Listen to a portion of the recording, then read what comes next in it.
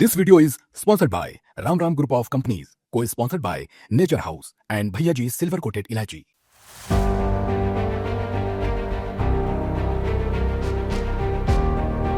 ये मुद्रा योजना नहीं, ये झूठा योजना बनकर के रह गई है। क्योंकि पकड़े कौन? करने वाला वही, पकड़ने वाला भी वही। रिपोर्ट लिखाने वाले अगर जाए तो सामने वही दिखते हैं। पुलिस के खिलाफ पुलिस एफआईआर लगा रही, पुलिस ही ढूंढ रही है पुलिस को। वो भगवान विष्णु के नाम में था एकाना स्टेडियम, उन्होंने उसी स्टेडियम का नाम बदल दिया। सोचिए, भगवान से आगे अभी लिखी।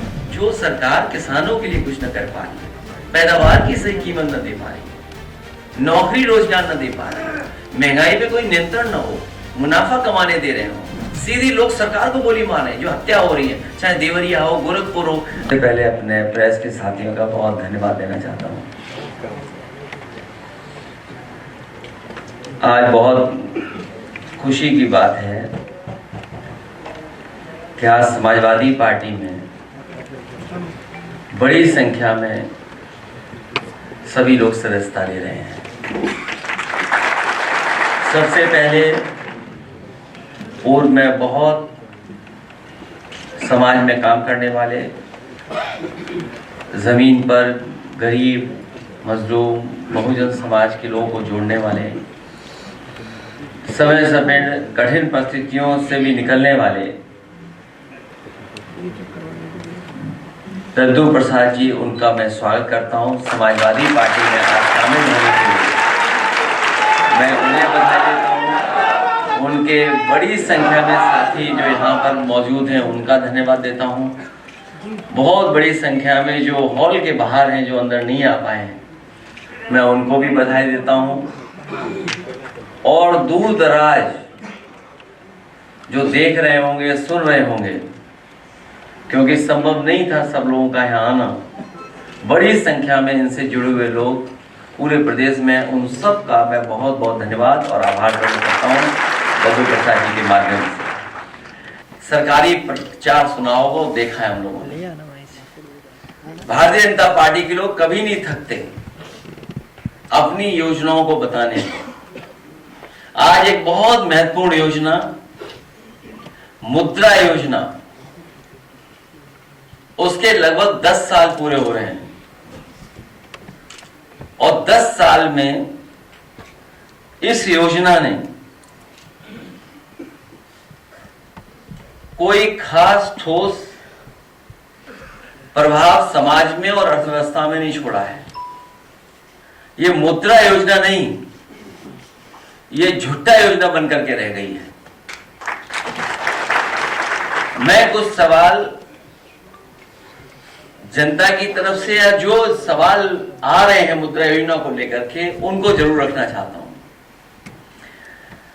मुद्रा योजना की पहली 10 की पारी होने पर 10 वर्ष के नाम पर निम्नलिखित 10 महत्वपूर्ण, सरल और सीधे सवाल तो जनता भाजपाई से पूछ सकती है, और हम लोग भी भारतीय जनता पार्टी से पूछना चाहते हैं, क्योंकि आंकड़े के खेल में कोई नहीं जीत सकता उनसे। समय समय पर जो आंकड़े सरकार बताती है, लेकिन वो आंकड़े कहां से आते हैं, किस मेथोडोलॉजी से आते हैं, किस तरीके से वो प्राप्त करते हैं, उसकी कोई जानकारी नहीं मिलती है। चाहे जो बड़े बड़े महाआयोजन हुए हैं, उसकी जो आंकड़े बताए गए, वो आंकड़े तो बढ़ चढ़ करके बताए गए, लेकिन जब कभी भी हम और आप लोग सवाल करते हैं कि जो लोग खोए हैं, जिन लोगों की जान चली गई, जो लोग सड़क के आने जाने में जिनकी जान चली गई, उसके जवाब में कोई आंकड़ा सरकार की तरफ से नहीं आता है। तो इसलिए मुद्रा योजना को लेकर के, क्या सच में 52 करोड़ लोगों को मुद्रा योजना का पैसा मिला? यदि ये सत्य है तो मुद्रा ऋण लेने वालों ने अगर 2 लोगों को भी रोजगार दिया तो पूरे देश में बेरोजगारी लगभग शून्य होनी चाहिए। क्या इस तथ्य में कोई डिफरेंस नजर आता है, विसंगति नजर आती है? जब दोनों ही आंकड़े सरकारी हैं, तो मुद्रा योजना या बेरोजगारी के आंकड़े में से किसको सही माना जाए? क्योंकि अगर योजना 52 करोड़ लोगों तक पहुंची और 52 करोड़ में अगर एक प्राप्त ने 2 लोगों को भी नौकरी दी है, तो सोचो आंकड़ा कितना बड़ा बनता है। ये 10 साल की योजना में कोई छोटा मोटा पैसा नहीं इकट्ठा हुआ है या बांटा नहीं गया। 33 लाख करोड़ रुपया बांटा गया है। क्या इन खातों की कभी जांच परख या लेखा परीक्षण या कहीं ऑडिट हुआ है? क्या इनके द्वारा समर्थित या शुरू हुए उपक्रमों में कभी लाभ कमाया और दिखाया गया हो? क्या सरकार को इनसे कभी इनकम टैक्स प्राप्त हुआ, और हुआ होगा तो कितना हुआ होगा? क्या इनमें से किसी ने जीएसटी का रजिस्ट्रेशन करवाया? कि अगर 52 करोड़ लोगों को मुद्रा लोन दिया गया है तो क्या जीएसटी के रजिस्ट्रेशन कराया गया कि नहीं कराया गया? इनसे कुल कितना जीएसटी प्राप्त हुआ? बैंकों को मुद्रा योजना के वितरण पर हुए कुल खर्च और इससे मिले कुल ब्याज के बीच क्या कुछ लाभ हुआ, या ये योजना कुछ अपने लोगों को बैंकों के खजाने से पैसा पहुंचाने का माध्यम मात्र बनकर रह गई है? जवाब जुमलाई सरकार देगी या बैंक? मुख्यमंत्री खुद जिम्मेदार होंगे, क्योंकि मुख्यमंत्री खुद उस संगठन पे हाथ रखे हुए हैं। जितने भी लोग उसमें दिखाई दे रहे हैं, हालांकि जाति की बात नहीं करनी चाहिए, जातियों की बातें समाजवादी लोग नहीं करते हैं, लेकिन कहीं ना कहीं जाति कनेक्शन भी उन्हीं का उनसे दिखाई देता है। क्योंकि पकड़े कौन? करने वाला वही, पकड़ने वाला भी वही, रिपोर्ट लिखाने वाले अगर जाएं तो सामने वही दिखते हैं। इसलिए अगर कहीं कोई घटना हो रही है, अगर किसी को किसी तरह की अपमान भी होता है, तो कि जिम्मेदार अगर कोई है तो मुख्यमंत्री खुद जिम्मेदार हैं, क्योंकि वही बढ़ावा दे रहे हैं। जिस तरीके से हिटलर के जमाने में ट्रूपर्स होते थे, उसी तरीके से इन्होंने एक हिडन अंडरग्राउंड फौज तैयार की है, जो समय समय पर लोगों को अपमानित कर रही है, थानों में अपमानित कर रही है, तहसील में अपमानित कर रही है, पैसे लूटने में सबसे ज्यादा आगे दिखाई दे रहे हैं। जो लोग कहते थे कि यहां 0 टॉलरेंस है करप्शन के लिए, इनका खुद अधिकारी पकड़ा गया, और अगर वो कहीं छिपा नहीं है, वो मुख्यमंत्री आवास में छिपा होगा। मैं कहूंगा कि वो जो जहां से अरविंद केजरीवाल जी का शुरू करती हैं वो, क्योंकि ये सुनना जरूरी है, ये कॉन्फिडेंस या इस तरह की भाषा देने के लिए जो कॉन्फिडेंस मिल रहा है वो आखिर कहां से आ रहा है। और मैं आपको बता दूं, हालांकि मेरा आपका कोई संबंध नहीं है, क्योंकि बीजेपी वाले सोचते होंगे कि आपसे मैंने सवाल पूछवाया होगा, हालांकि वो विषय ऐसा नहीं है, लेकिन फिर भी मैं कह सकता हूं। अगर अपोजिशन वाले ताड़ी पार कहें तब एक अखबार दैनिक जागरण, मैं अपने सभी समाजवादी साथियों से कहूंगा, दैनिक जागरण को पढ़ना बंद कर दें, खरीदना बंद कर दें। उनके जितना कारोबार है उससे बिल्कुल अपने आप को जोड़े नहीं, दूर कर लें। सर, ये आप इस वजह से बोल रहे हैं क्योंकि अभी सुन लो बेटा, क्योंकि तुम नए हो, इनको जगाया गया था मेरे घर पहुंचाने के लिए। और एक और व्यक्ति है, अमरोहा का है कि मुरादाबाद का है, पत्रकार साथी जानते होंगे उसका नाम, मैं नाम स्लिप कर रहा हूं, वो दैनिक जागरण, और एक आईएएस अधिकारी अवनीश अवस्थी। मुझे कोई संकोच नहीं है, एक आईएएस अधिकारी अवनीश अवस्थी, उनके इशारे पर, मुख्यमंत्री के इशारे पर, ये जो टर्म आज मुख्यमंत्री यूज कर रही है, जो आप सवाल मेरे से पूछ रहे हो, इस सब ने मिलकर के साजिश रची थी।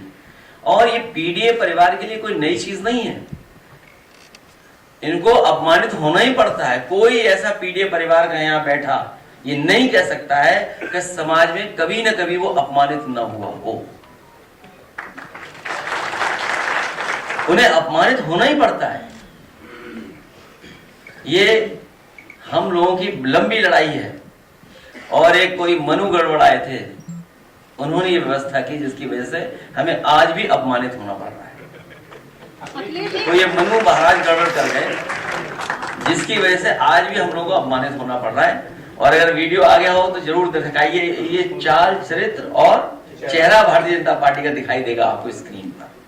दो एंगल जो मुझे समझ में आ रहा है, हो सकता है मैं गलत हूं उस बात पे, लेकिन आप उस पर विचार जरूर करना।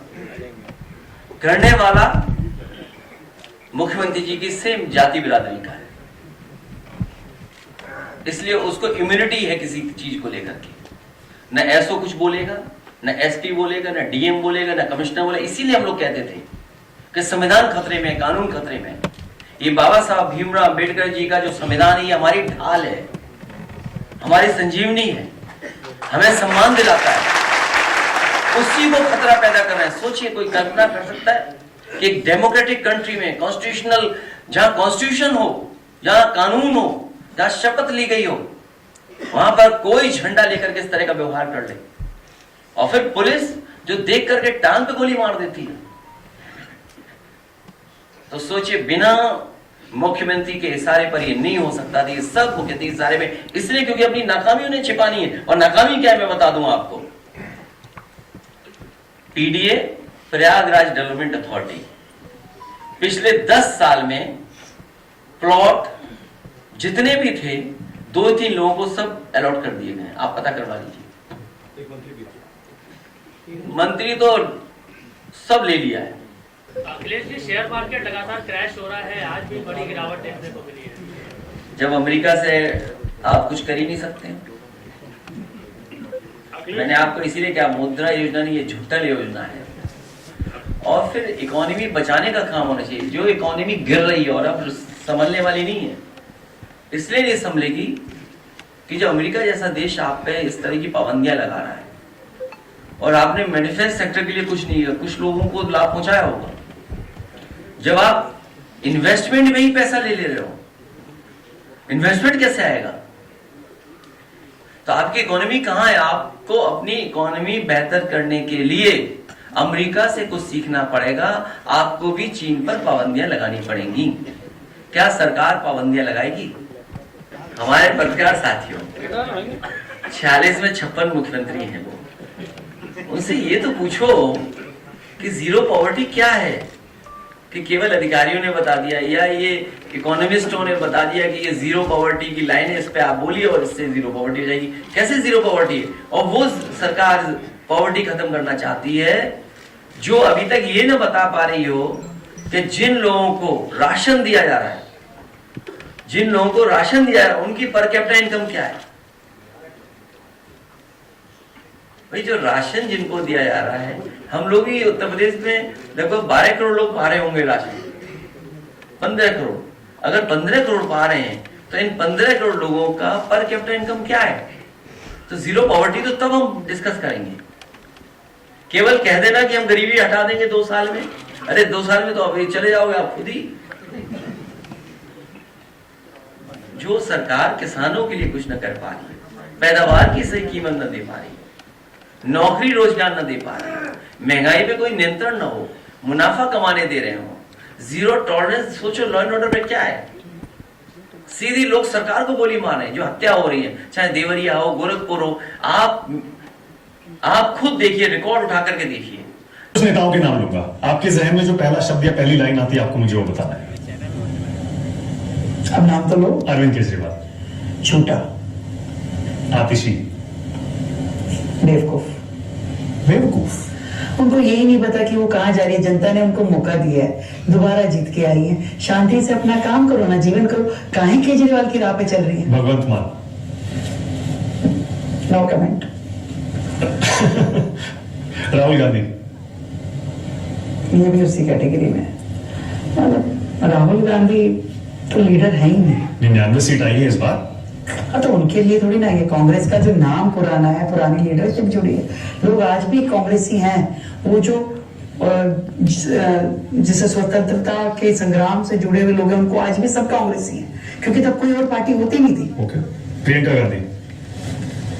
प्रियंका गांधी सो मतलब good for nothing. Kanhaiya Kumar. हाँ, देश तोड़ो। नरेंद्र मोदी। देश जोड़ो। देश जोड़ो।